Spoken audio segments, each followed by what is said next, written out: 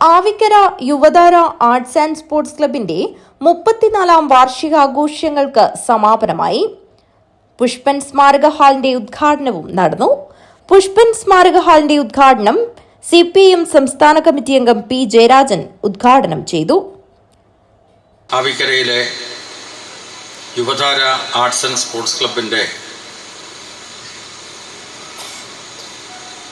കെട്ടിടത്തിനകത്ത് അനശ്വര രക്തസാക്ഷി സഖാവ് പുഷ്പൻ സ്മാരക ഹാൾ നേരത്തെ ഉദ്ഘാടനം ചെയ്തതായി ഞാൻ ആദ്യമായും അറിയിക്കുകയാണ്. യുവതാര ക്ലബിൻ്റെ 34ാമത് വാർഷികാഘോഷം കൂടിയാണ് ഇവിടെ നടക്കുന്നത്.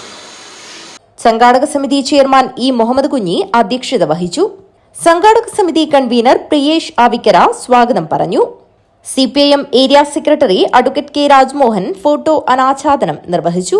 2024 കലാഭവൻ മണി ഓടപ്പഴം പുരസ്കാര ജേതാവ് സാനിമ സതീശൻ, CPIM ജില്ലാ കമ്മിറ്റി അംഗം P. K. നിഷാന്ത് എന്നിവരെ ചടങ്ങിൽ വെച്ച് അനുമോദിച്ചു.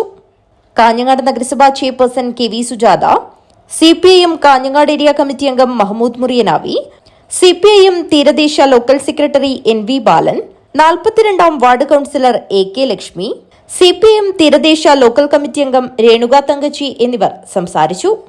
യുവതാര ക്ലബ് പ്രസിഡന്റ് അജീഷ് ആവിക്കര നന്ദി അർപ്പിച്ച് സംസാരിച്ചു. തുടർന്ന് വിവിധ കലാപരിപാടികൾ അരങ്ങേറി. News bureau, Kanhangad.